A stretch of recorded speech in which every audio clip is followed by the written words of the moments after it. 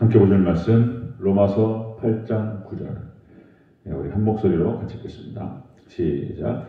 만일 너희 속에 하나님의 영이 거하시면 너희가 육신에 있지 아니하고 영에 있나니 누구든지 그리스도의 영이 없으면 그리스도의 사람이 아니라. 아멘. 감사합니다. 오직 예수님, 예수님의 영의 평강이 넘치시기를 축원합니다. 아멘.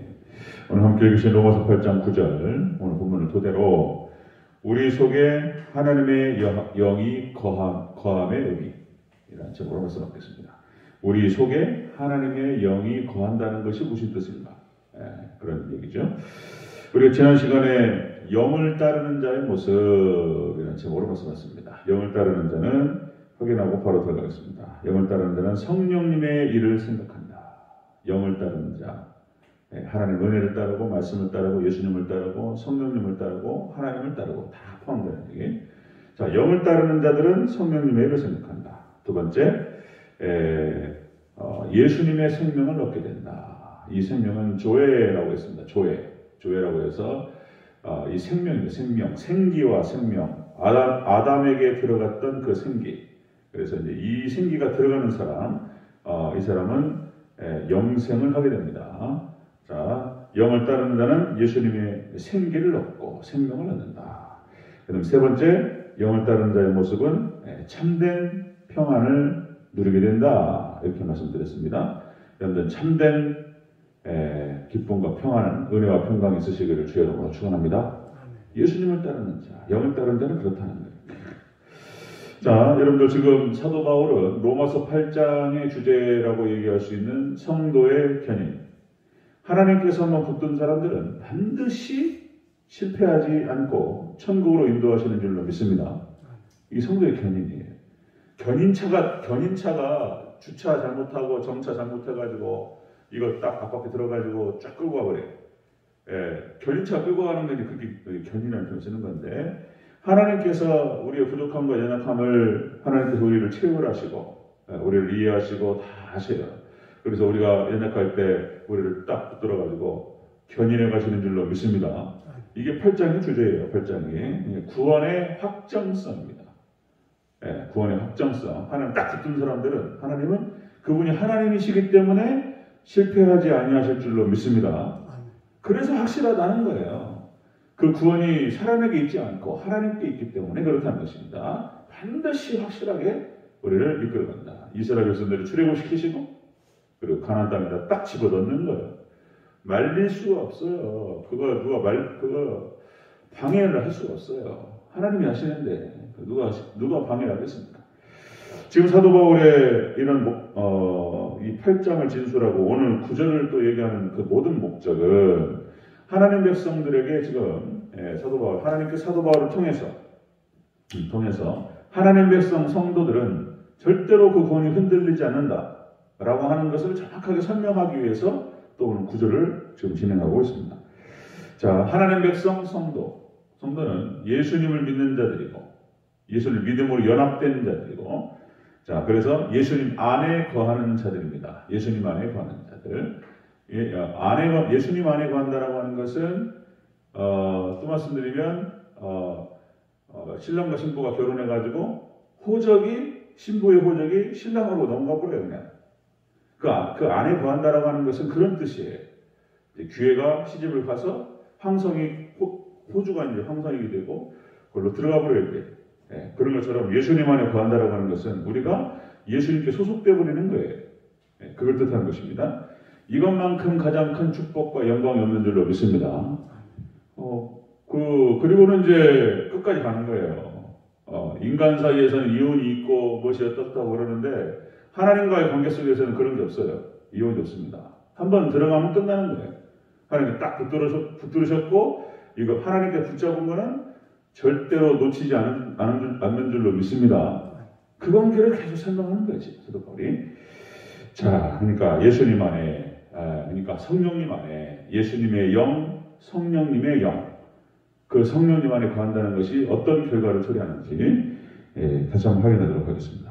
자, 우리 속에 하나님의 영이 거함의 의미. 자, 첫 번째로 육신에 있지 않다는 것입니다. 그것은 9절 초반부를 같이 읽겠습니다. 시작. 만일 너희 속에 하나님의 영이 거하시면 너희가 육신에 있지 아니하고. 아멘.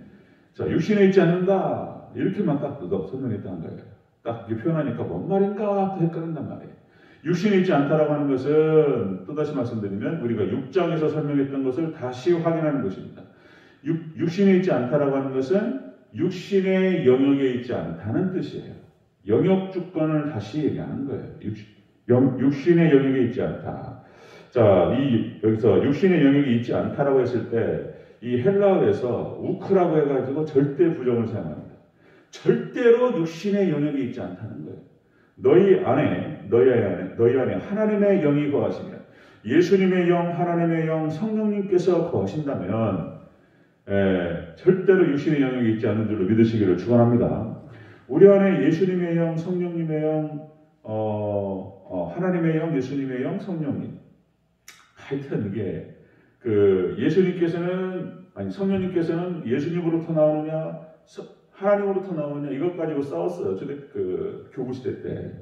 그래서 동방 정교와 서방교회가 나눠져 버려요. 쫙 쪼개집니다. 이것 가지고 이게 도대체 뭔 얘기인데 이것까지 어떻게 말해도 괜찮은 거예요. 사면치 하나님. 어쨌든 그 얘기 하려다. 자, 그러니까 우리 속에 하나님의 영이 거하신다. 하나님의 영이 거하신다. 예수님의 영이 거하시고 성령님이 거하신다면 이것은 이런 상태입니다. 그러니까 이제 다시 말씀드리면 영역 주권으로 해가지고 우리의 상태와 조건과 신분과 지위를 말하는 거예요. 이게 딱 나오는 순간 우리 심령 가운데 그거예요.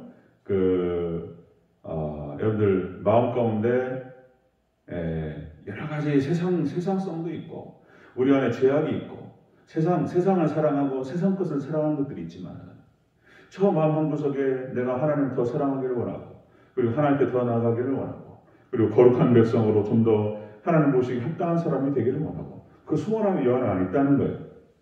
하나님이 거하시는 사랑. 그래서 그것이 수요일날 나눴던 것처럼 그것이 겨자씨만큼 작은 것이라 할지라도 그것이 생명이 있는 것이기 때문에 우리 심령이 쫙 퍼져나가면서 우리를 사로잡게 될 줄로 믿습니다. 그리고 성장해 나무가 되어서 열매를 맺습니다. 그 생명력은 강력한 거예요. 하나님의 생명력은.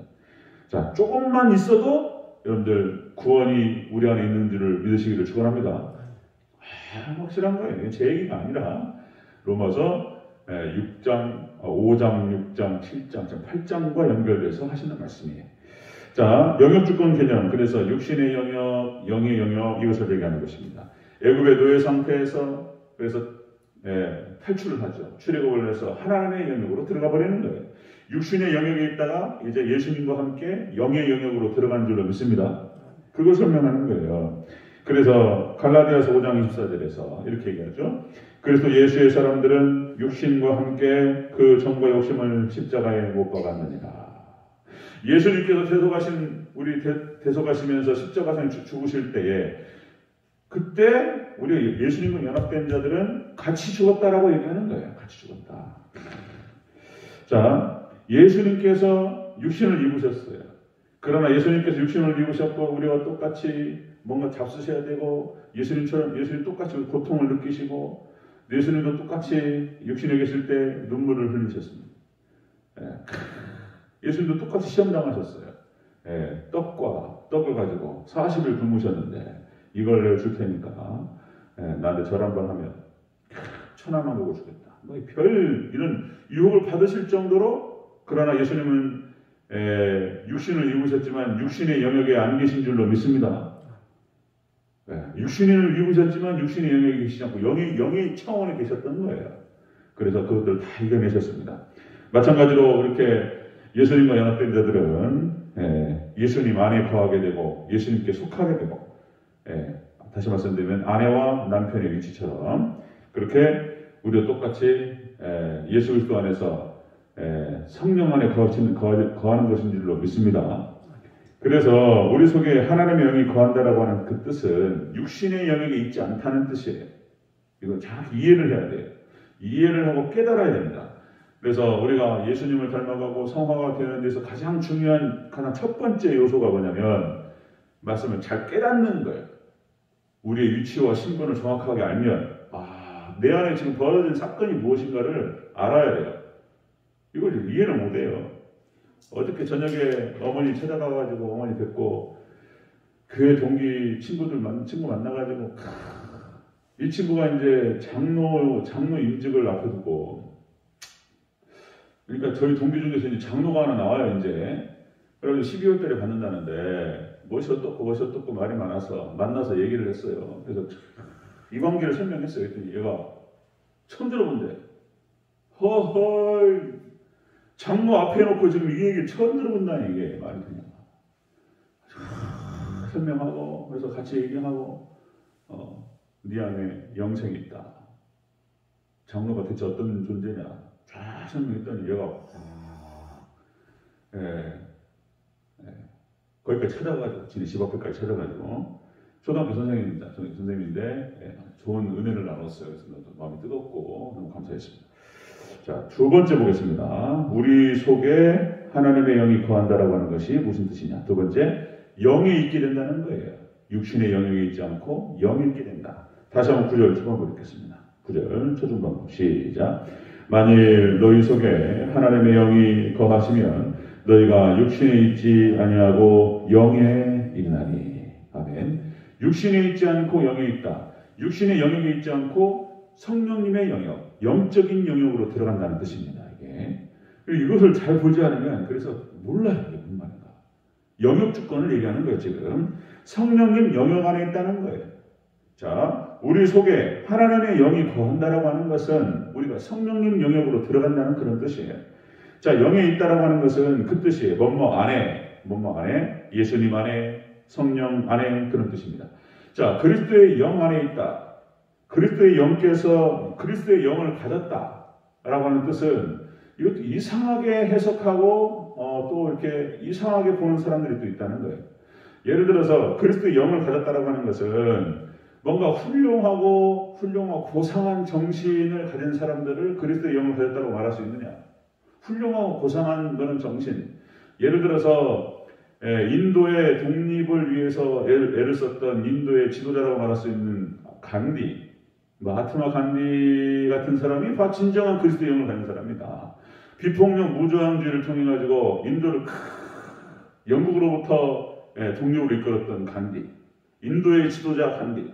그런데 간디 종교가 뭔지 아십니까? 힌두교 신자인데 힌두교 신자한테 그런 고상하고 훌륭한 정신을 가졌기 때문에 미국에서 공부를 했고 미국에서 변호사했던 사람입니다. 간디가 비폭력 무저항주의를 통해서 인도를 이끌어가지고 독립을 이끌었던 그런 사람, 그리스도의 영을 가진 사람 아니냐? 아닌 거예요. 그런 얘기가 아닌 거예요. 그런 얘기가 이상하게 보는 사람도 있어요. 또 예를 들어서 20세기 신학자였습니다. 알버트 슈바이처라고 해가지고 노벨 평화상을 받았던 사람이에요. 이게 잘 모르는데 사람들이 그때 한번 제가 언급을 했지만은 이 슈바이처 박사는 처음에 그러니까 이제 지금 우리나라 교육 과정을 통해서 봤을 때 고등학교를 졸업하고 신학을 했던 사람이에요. 슈바이처는 첫 번째가 20대 중반 후반까지 신학을 했던 사람이에요. 그리고 이 신학이 원신학이면 현대신학이었던 거예요. 현대신학을 딱 끝내고 나니까 그 다음에 이제 이 사람이 사도신경을 못합니다. 사도신경 고백이 안 되는 사람이 있어요. 그 다음에 의학을 전공을 해서 뒤늦게 의학을 의학자가 됐던 사람이에요. 의사가. 그리고는 이제 아프리카에 가서 의료 봉사를 하고 그랬던 사람이에요. 겸손하고 이런 슈바이처 같은 박사가 진정한 그리스도의 영을 가진 사람이고 20세기의 진정한 그리스도인이다 이렇게 얘기하는데 아닌 거예요. 그 뜻이 아니에요. 자, 그리스도의 영이 거하고 그리스도의 영을 가졌다라고 하는 것은 가장 중요한 것이 예수님에 대한 관계와 예수님에 대한 태도를 말하는 거예요. 예수님과의 관계, 예수님을 온전히 주인으로 모셔드리고 예수님을 왕으로 모셔드리고 예수님과의 신랑과 신부 관계 이런 사람이 그리스도의 영이 있는 것이고 성령님이 계시는 것이지 무슨 고성하고 대단한 삶을 살았고 이런 뜻이 아니에요. 그렇지 않습니다. 자, 예수님에 대한 그런 관계, 예수님을 믿고 예수님을 소망하고 예수님을 사랑하고 우리 예수님만을 붙드시기를 주의 이름으로 축원합니다. 이걸 말하는 것이지 딴 얘기가 아닌 거예요. 자, 우리 속에 하나님의 영이 거한다라고 하는 것은 자, 육신의 영역에 속해 있지 않고 영의 영역에 속해 있다라고 하는 것입니다.